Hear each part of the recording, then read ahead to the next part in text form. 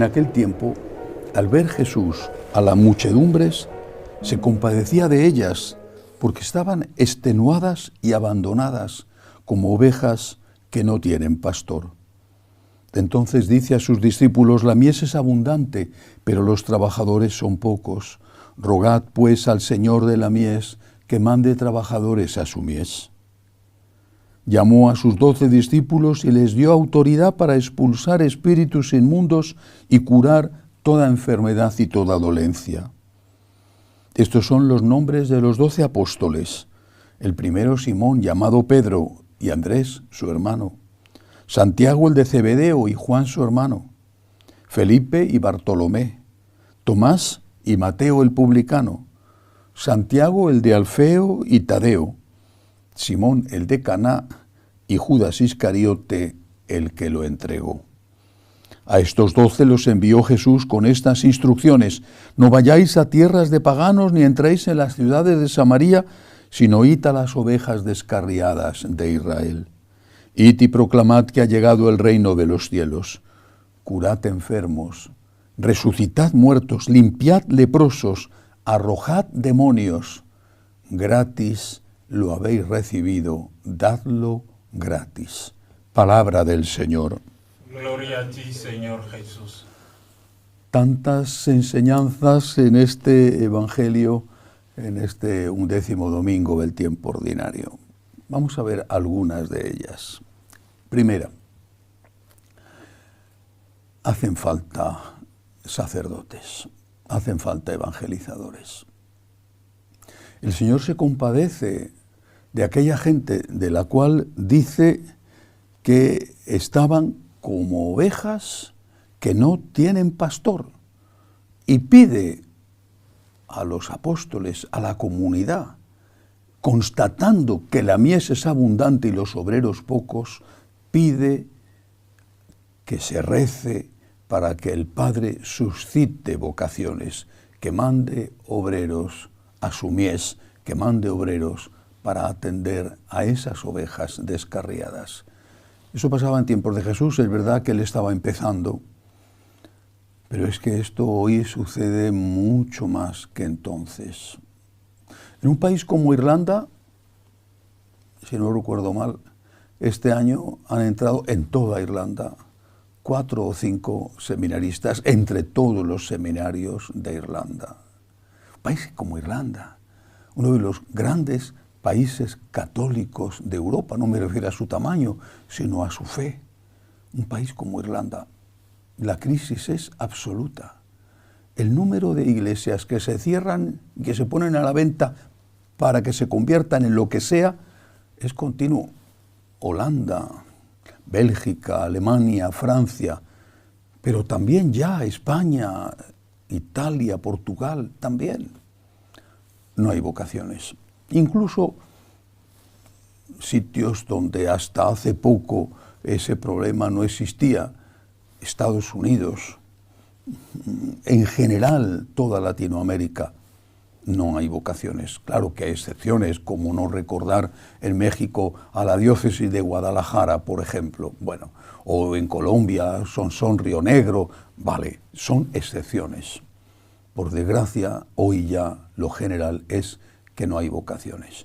Y lo primero que hay que hacer es lo que dice el Señor: rogad al dueño de la mies que mande obreros a su mies.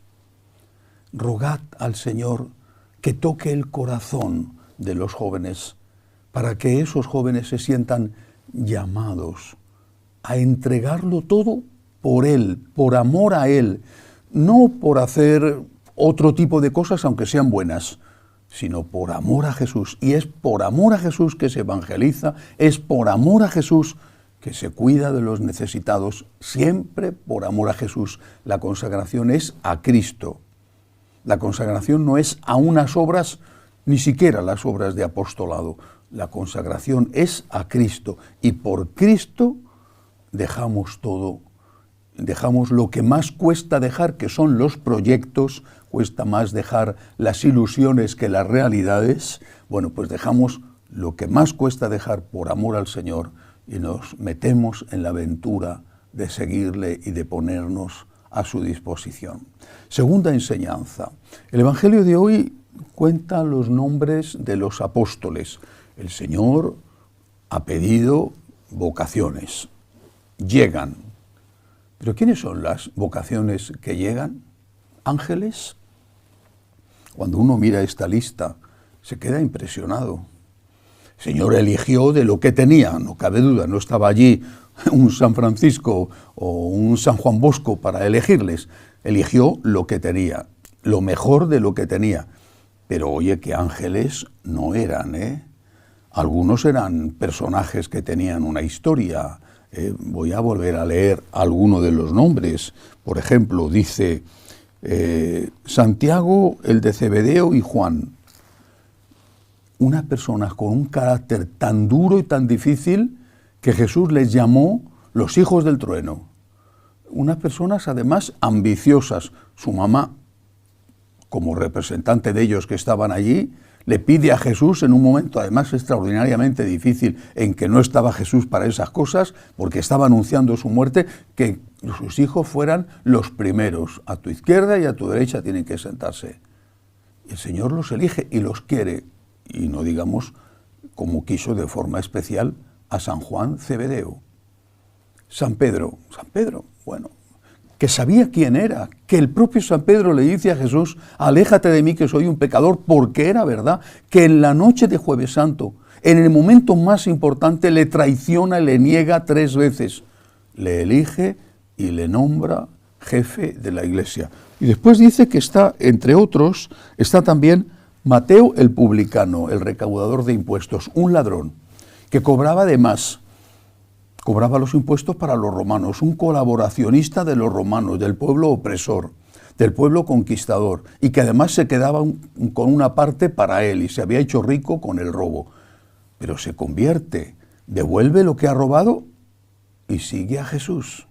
Hay otro, aquí le dice en esta traducción Simón el de Caná, pero que en realidad era Simón el celota, es decir, pertenecía a la secta de los celotas o celotes, que eran los que mataban a los romanos tendiéndoles emboscadas y a los colaboracionistas con los romanos. Tiene Jesús entre sus apóstoles un colaboracionista con los romanos y uno que quizá había matado a colaboracionistas o estaba en el grupo que los mataba. No eran precisamente angelitos, no eran perfectos, ni lo eran antes ni lo fueron después.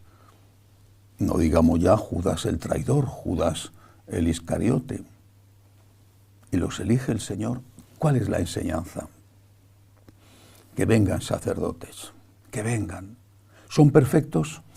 El sacerdote tiene que luchar toda su vida, como cualquier bautizado, por ser perfecto, por estar en actitud permanente de conversión, por levantarse si cae.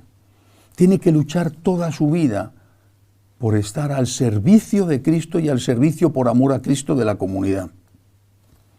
Pero es un ser humano. Y si no es perfecto, hay que pedirle que esté en esa actitud de lucha y de conversión. ¿Y si no es perfecto? ¿Y si cae? Ya no le quiero.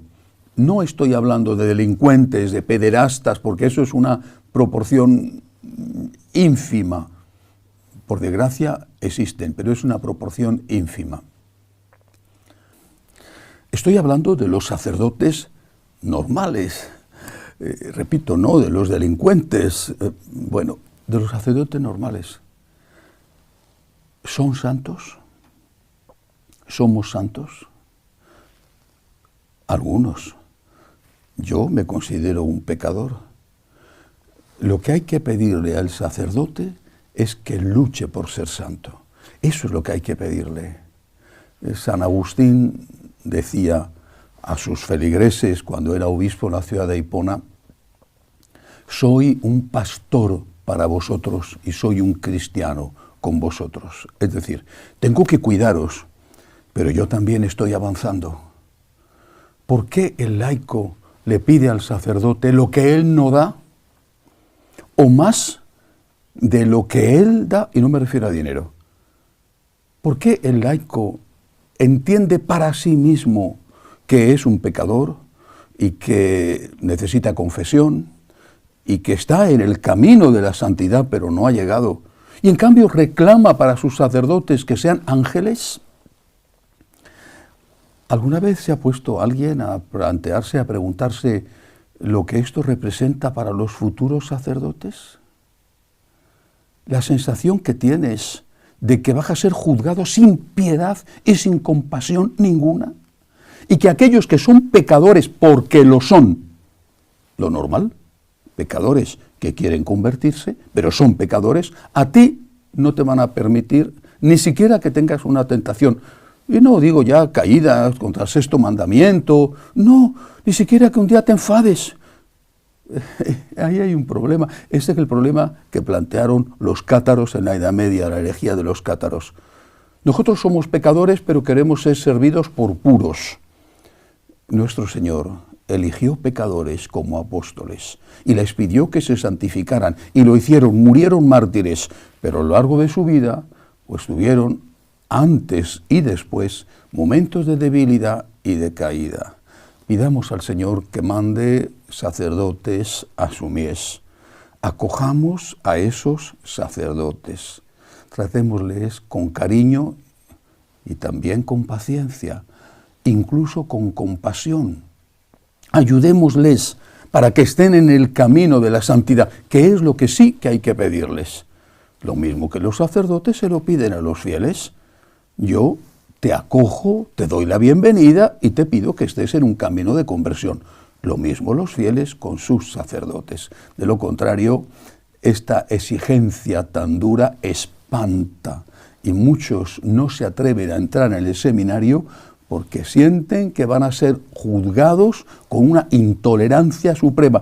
Y ya no me refiero a determinadas personas trastornadas, malas de la cabeza, enfermas totales, que amargan la vida a los sacerdotes en las parroquias. Eso, por desgracia, existe en toda la parroquia. Me refiero a la gente normal.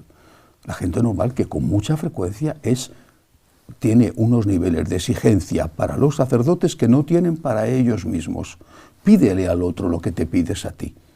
Si tú reconoces que necesitas paciencia de Dios y que estás en camino de conversión, pues acepta que el sacerdote, que es un ser humano, también está en camino de conversión. Eso es lo que sí que hay que pedir. Y termina el Evangelio de hoy y dice Jesús: no vayáis a tierra de paganos ni entráis en las ciudades de Samaria, sino id a las ovejas descarriadas de Israel. Hoy en día hay que evangelizar a los que nunca han escuchado hablar de Dios. Pero es que los primeros que tienen que ser evangelizados son las ovejas descarriadas de Israel. Tantísimos bautizados, pero que no conocen a Jesucristo.